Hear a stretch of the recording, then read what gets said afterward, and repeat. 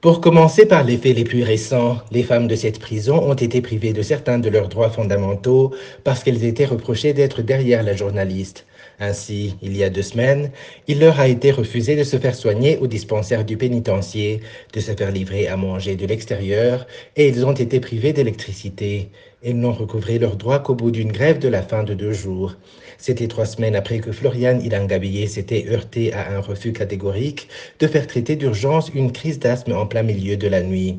La situation était d'autant plus alarmante qu'elle avait suffoqué jusqu'à en perdre connaissance. Une crise qui succédait à de nombreuses autres depuis mai dernier.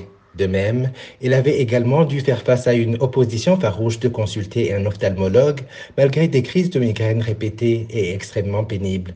Le tout ourdi par le directeur de prison Serge Nsabouandemié en connivence avec ses subalternes, dont la responsable du service social, Bélis Caneza.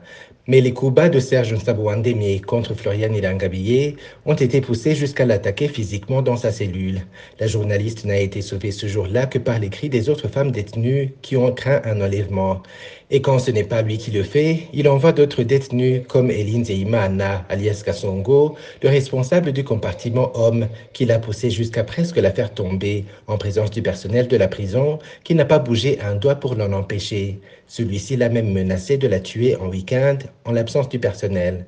Des faits venus empirer un esprit déjà fragilisé par une condamnation de 10 ans de prison et la confirmation de cette peine le 2 mai de cette année par la Cour d'appel de Bujumbura. Floriane Ilangabeye a tout vu et tout vécu dans cette prison, surtout le pire, car à peine transférée à Muyinga, elle avait vu débarquer dans sa cellule le responsable provincial du service des renseignements, Félix Havugimana, qui lui avait alors crié dessus, affirmant qu'il avait tous les droits sur elle, et même celui de la fouiller dans ses parties intimes. C'était en octobre 2022.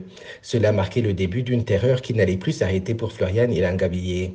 Depuis son arrestation en août 2022, des dizaines d'organisations de défense des droits humains, locales et internationales, ont réclamé sa libération, estimant qu'elle est victime de son métier de journaliste, mais en vain.